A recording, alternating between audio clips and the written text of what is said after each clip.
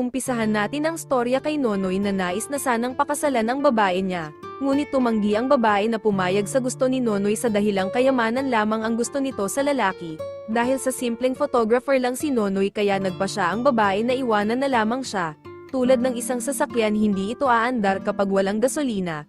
Kaya mas pinili ng babae na umariba sa mayayaman na lalaki kahit pa mahina na ang mga karburador ng mga ito. Ang mahalaga sa kanya ay masusuportahan ang luho niya sa buhay. Sinubukan pa namang makipag-ayos ni Nonoy sa babae ngunit nakapagpa siya na ito na iwanan na si Nonoy sa dahilang mas pinili nito ang matandang kanor na maraming pera. I like your style. Ito nga pala ang room number ko sa Galleria Suite. Doon na tayo magsara ng transaction. Sure.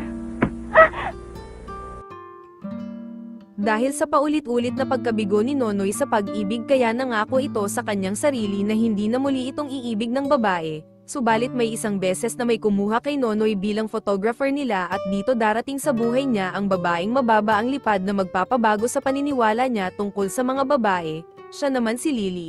Ang trabaho nito sa isang bar ay isang sirena na nagbibigay aliw sa mga tao doon na nangangailangan ng panandaliang ligaya. Bagaman umiiwas na si Nonoy na umibig muli ng babae, ngunit pagdating kay Lily tila lumalambot ito kahit pinipilit nito sa isip niya na init ng katawan lang ang kanyang nararamdaman. Ang dami-dami naman naghahabol sa akin, pero sa'yo yata ako may tama. Merong isa habol naman ang habol sa akin. Baliw na yata. Nabaliw dahil sa'yo? Sinasakyan ko na lang. Kami itsura naman. Ang lalaking tinutukoy naman ni Lily na biglang dumating sa buhay niya ay si Pedro. Huli lang lubos si Pedro ngunit kinopkop ito ng isang tao na mayroong negosyo ng sugal. Kaya malaki ang utang na loob ni Pedro sa tinatawag niyang tata at kahit anong ipag-utos sa kanya nito ay ginagawa niya. Gaya na lamang na humiling ang kaibigan ni tata na gawing driver daw si Pedro ng anak nitong dalaga. At dito naman makikilala ni Pedro ang napakagandang babae na nagngangalan namang Oreo. Bakit nga ba hindi Lily ang kanyang pangalan? At iyon ang malalaman natin maya-maya lamang na si Oreo at Lily ay hindi lang nag-iisa kundi dalawang tao sila na mayroong magkaibang buhay. Lahat ng mga naging driver ni Oreo ay sumuko sa kanya dahil may pagkapilya naman ito. Kahit pa mga guro nito ay halos ayawan na rin siya ngunit nasanay na lang sila sa pagiging pasaway ni Oreo. Subalit ibahin natin si Pedro, dahil tila ito ay nagugustuhan na ni Oreo kaya medyo lumalambot na ito. Ngunit may isang beses na naiinis na si Oreo dahil ang tagal ni Pedro. Sa kalagitnaan ng paghihintay ni Oreo sa pagdating ni Pedro bigla itong makakatanggap ng tawag kay tata na si Pedro daw ay nabaril. Agad itong pinuntahan ni Oreo na tila ba nobya siya nito kung mag-alala. Nabaril naman si Pedro sa dahilang muntik ng maunahan ng kaaway si tata nito kaya mabilis niya itong iniligtas sa pamamagitan ng pagharang ng kanyang katawan. May isang beses na sobrang bad trip ni Oreo sa daddy niyang adik na rin sa sugal kaya nagsabi ito kay Pedro na uminom daw sila. Pinagbigyan naman ni Pedro ang gustong gawin ni Oreo dahil mas naiisip nito na mas kilalanin pa ang dalaga. Umabot kung saan-saan uminom ang dalawa hanggang sa dinala ni Pedro si Oreo sa lugar na madalas niyang puntahan kapag gusto nitong mapag-isa. Subalit sa mga pagkakataon na iyon dahil sa tinamaan na rin ng alak ang dalawa kaya nagawa na rin nila ang umariba sa bawat isa. Matapos ng ligaya isang problema naman ang dumating kay Oreo. Gusto kasi isama si Oreo ng kanyang daddy sa ibang bansa sa hindi pa malaman na dahilan. Utang kayo ng utang, hindi nyo naman nababayaran.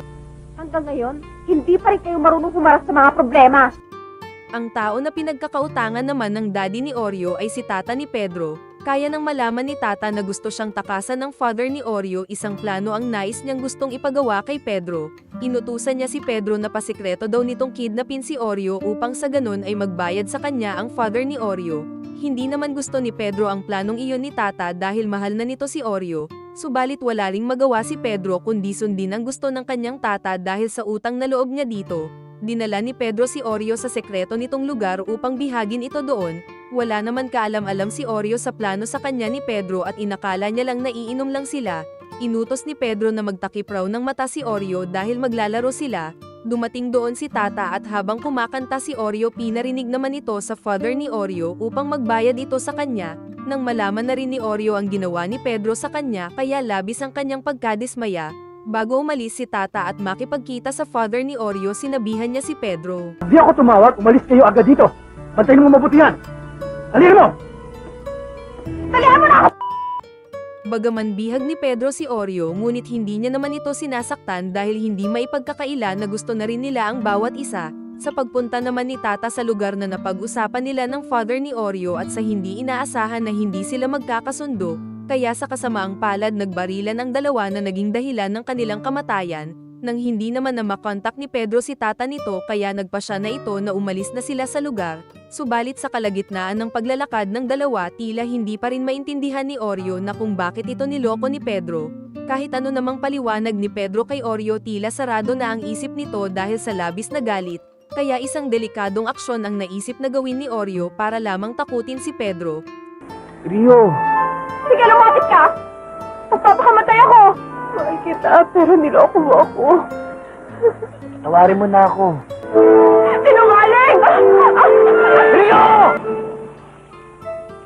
Sa nangyaring iyon kay Oreo nakulong naman ng 5 taon si Pedro, ngunit mabilis rin itong nakalaya dahil tinulungan ito ng kakilala niyang opisyal. Sa paglabas namang iyon ni Pedro isa lang ang nais niyang gawin, at ito ay hanapin si Oreo dahil naniniwala siya na buhay pa ito. Isang pamilyar na imahe ang tila nakita ni Pedro ngunit bigla rin itong naglaho na parang bula, subalit may isang beses na tila tinadana na makikitang muli ni Pedro ang babaeng matagal niya nang hinahanap. Sinundan ito ni Pedro na patungo naman ang babae sa isang bahay aliwan. Bagaman naguguluhan pa si Pedro na kung tamang tao nga ba ang kanyang nakita. Ngunit naglakas loob na ito na pumasok sa loob ng bahay aliwan at sa hindi inaasahan na ang babaeng hinahanap niya ay tila isa na palang Serena. Kaya sa pagkakataon na iyon ay muli nang makikita ni Pedro ang babae na matagal niya nang hinahanap, ngunit tila hindi siya kilala ng babae na inaakala niyang si Oreo. Sambit ng babae na hindi nga raw siya si Oreo at Lily ang kanyang pangalan. Pilit iniisip ni Pedro na si Lily na nasa kanyang harapan ay siyang si Oreo na matagal niya nang gustong makita. Bumalik ang eksena kay Nonoy na kasama nga nito si Lily na inakala